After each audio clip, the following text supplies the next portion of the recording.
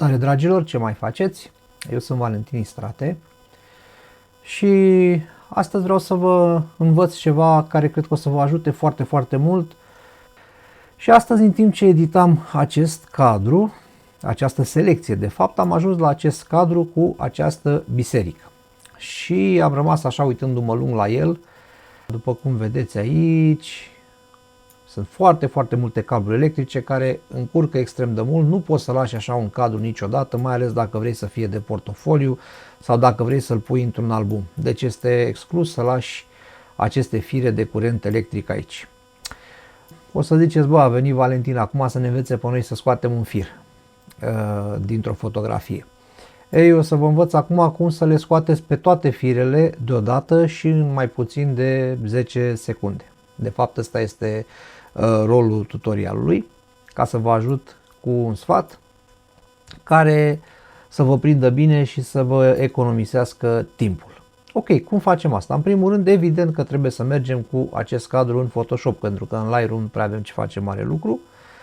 Dăm click dreapta, ne ducem în Photoshop cu această fotografie, s-a deschis în Photoshop. Acum, dacă vrem să vedem zonele pe care dorim să lucrăm, apăsăm pe lupă și ținând apăsat pe lupă, dacă tragem stânga-dreapta de mouse, o să se mărească cadrul nostru, apăsăm pe Space, ținem apăsat și cu mânuța putem plimba cadrul ca să mărim și să vedem ce probleme avem cu el. Cum am spus, problemele sunt la aceste fire de curent.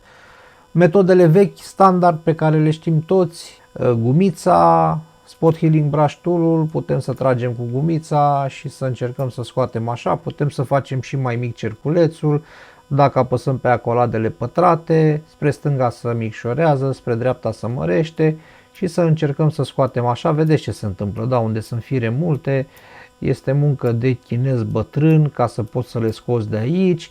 Evident că nu am uitat nici de clone stamp. Dacă apăsăm aici pe ștampiluță și ne întoarcem înapoi unde sunt firele noastre, putem să clonăm de undeva unde este curat și să încercăm să înlocuim pe aici. La fel o să fie destul de mult timp de pierdut și asta ne încurcă foarte mult în procesul de editare. O să fac poza la loc, o să dau back ca să revină toate căblulețele așa cum erau acolo la locul lor pe cadrul original. Ok, și v-am promis că vă învăț cum să puteți să scăpați de toate aceste fire în 5 secunde. Ok, pentru acest lucru aveți nevoie de un program care lucrează cu inteligența artificială, care se cheamă Luminar Neo. Îl cumpărați sau faceți voi rost de el cum știți mai bine. Intrați la filtre, Skylum Software, Luminar Neo. Luminar AI nu are treaba asta, doar Luminar Neo o are. Se deschide programul, acesta este programul, pluginul direct în Photoshop. În partea de sus avem Edit și s-a deschis bara noastră de unelte.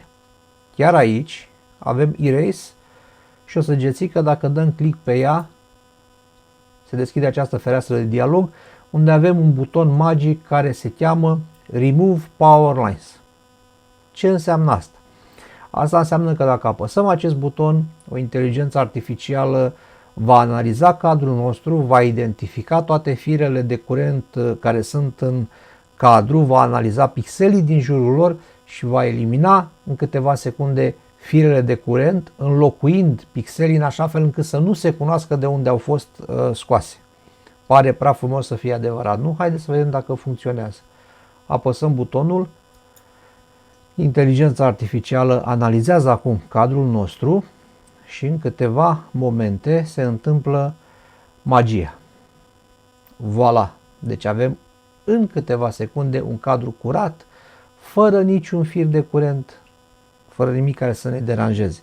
E drept dacă suntem cârcotași, că aici a mai rămas un fir mic care era pe biserică, dar pe mine nu mă deranjează, nici pe inteligența artificială din program nu a deranjat-o, dacă îi acordăm așa statut de persoană, pentru că este un AI. Avem aici un ochiuleț, apăsăm pe el, vedem cum a fost cadrul, îl debifăm, vedem cum este acum. Rezultatul este absolut spectaculos. O să apăsăm Apply, Se întoarce cadrul înapoi în Photoshop. Cadrul acum este curat. Îl salvăm. Ctrl S și cadrul se întoarce înapoi în Lightroom. O să avem în Lightroom un cadru care a fost procesat în Photoshop și un cadru care nu a fost procesat în Photoshop și noi alegem pe care din ele să îl păstrăm. Sper că acest mic tutorial să vă fie de folos. Toți ne lovim de treaba asta, iar dacă doriți să vizionați mai multe tutoriale, vă aștept pe canalul meu de Patreon, unde pentru suma aia modică de 30 de lei pe lună o să fiți uimiți de câte informații folositoare veți găsi acolo. La revedere, vă doresc o zi minunată și multă inspirație la fotografiat și la editat.